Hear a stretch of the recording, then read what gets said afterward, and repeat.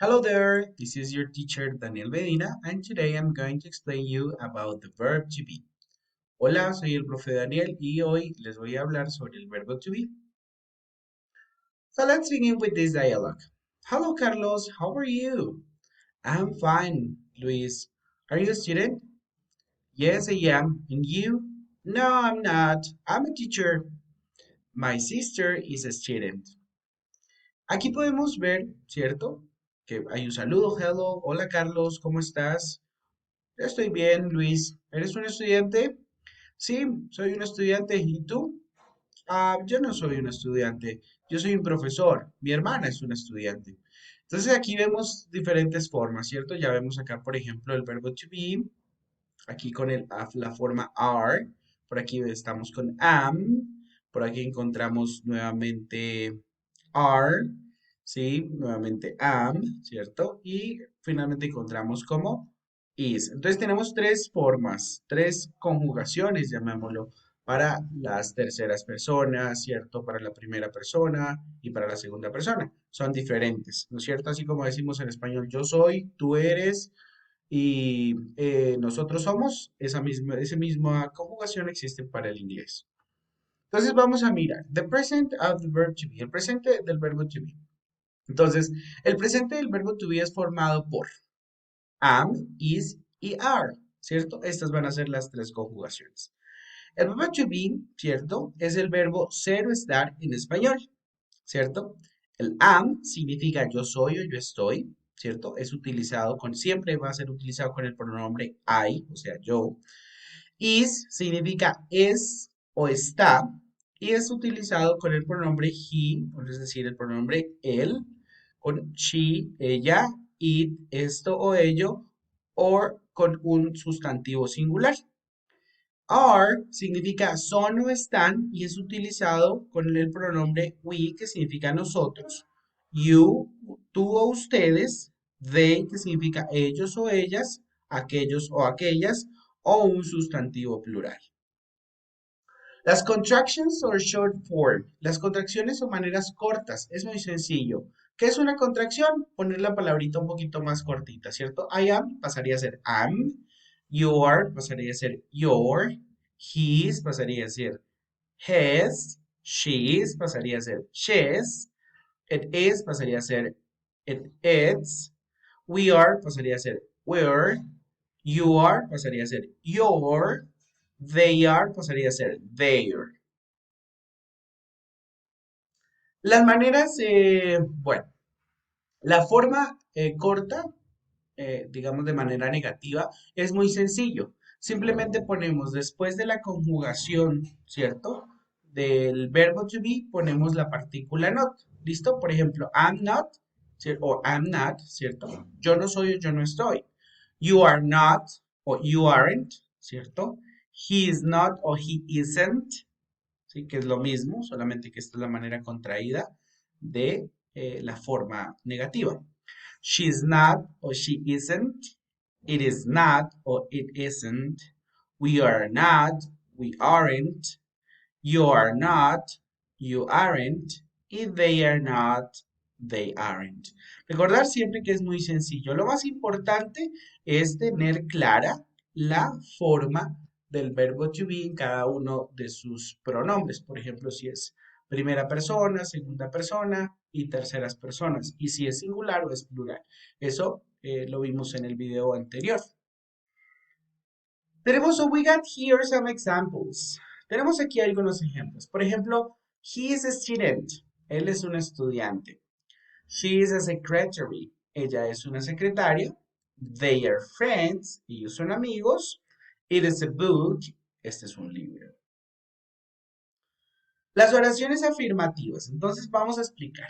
¿Listo? This is the grammatical instructions for the verb to be in affirmative form. Esta es la estructura gramatical del verbo to be de la manera afirmativa. Entonces siempre vamos a tener en cuenta el sujeto o el pronombre personal, luego la conjugación del verbo to be, ¿sí? Y luego sí, el complemento, ¿verdad? Entonces tenemos que mirar cuando es am, que ya decíamos que era con el pronombre I, is cuando es con las terceras personas, he, she, it, y are con las demás, digamos, con los demás pronombres o con las demás personas. Por ejemplo, I'm a student. Soy un estudiante. Rosa is a nurse. They are in the patio. My father is in Lima with my mother. And Luis are brothers. Ahí está, ¿cierto? Entonces, aquí tenemos que mirar cuándo es are, cuándo es is, cuándo es am, ¿verdad? Vamos a hacer un resumen básico de esta explicación. Entonces, como para resumir lo que acabamos de decir. Entonces, siempre que hablemos del verbo to be, tenemos que hablar de tres componentes importantes, ¿cierto? Lo afirmativo, lo negativo y lo interrogativo. Y desde luego las contracciones a los que haya lugar. Entonces, como les decía, en la parte afirmativa y en todos los, digamos, en todas sus formas, y digamos en este caso, la parte afirmativa, la parte negativa, la parte de las preguntas, debemos saber y debemos hacer esta distinción entre lo singular y lo plural, ¿verdad? Entonces, por ejemplo, lo singular significa que es una sola persona. Por ejemplo, I'm happy, you're at school, he is angry, she's a nurse, it is big. Entonces, aquí estoy hablando de una sola persona. Soy feliz, tú estás en el colegio, él está hambriento, ella es una enfermera y esto es grande, ¿verdad? La parte negativa, como lo acabamos de decir, entonces es muy sencillo. I'm not sad, yo no estoy triste. You aren't at home, no estás en casa. He isn't thirsty, él no está sediento. She's in the pilot, ella no es una piloto. And it isn't small, esto no es pequeño, ¿verdad? Aquí, como aquí pues se proyecta, pues también lo podemos encontrar de manera contraída y recordarles que lo único que no vamos a poder contraer nunca será el am not, ¿sí? Podemos contraer el I am, pero no el am not. ¿Listo? Nunca lo podemos hacer. Y desde luego, entonces, vamos aquí con la parte del plural, ¿cierto? Que dice, we are early, estamos a tiempo, you are students, ustedes son estudiantes, and they are quiet, they're quiet, son calmados, ¿verdad? We aren't late. También pues tenemos la parte negativa. We aren't late. Estamos tarde. You aren't teachers. Ustedes no son profesores. They aren't noisy. ¿Verdad? Entonces lo podemos encontrar así. Pero ustedes tal vez dirán, profe, pero en la primera parte no nos explicó lo de las preguntas con el verbo to be. Pues muy sencillo. Ya sabiendo cuál es la forma correcta de hacer una oración en presente simple de manera afirmativa, pues va a ser muy sencillo. Tomamos, por ejemplo, la oración They are happy. Ellos están felices. Para hacer una pregunta ponemos primero la forma del verbo que sería are o la conjugación del verbo, luego sí el sujeto y luego sí el complemento, ¿verdad? Are they happy? Y ahí queda la pregunta. Es muy sencillo. ¿Por qué no utilizamos otros auxiliares para preguntar con el verbo to be? Porque el verbo to be en sí es un auxiliar, entonces nunca, jamás necesitará auxiliares para hacer preguntas en inglés. Y lo mismo, por ejemplo, este es para el caso de una tercera persona del plural. Entonces vamos a ver el caso de una tercera persona del singular. She is rich. Ella es rica. La pregunta se quedaría como, ¿is she rich? ¿Es ella rica? Y ya, simplemente lo que hacemos como una transposición entre el sujeto y el verbo. Y aquí en la pregunta vamos a poner solamente el verbo y luego sí el sujeto y luego sí el complemento. Esa va a ser la manera para que podamos ejecutar digamos, una buena estructura gramatical. Y pues ya sabiendo recordarle las contractions, que son las formas cortas en las que podemos encontrar los verbos, ¿cierto? En este caso, el verbo to be, esta sería la contracción.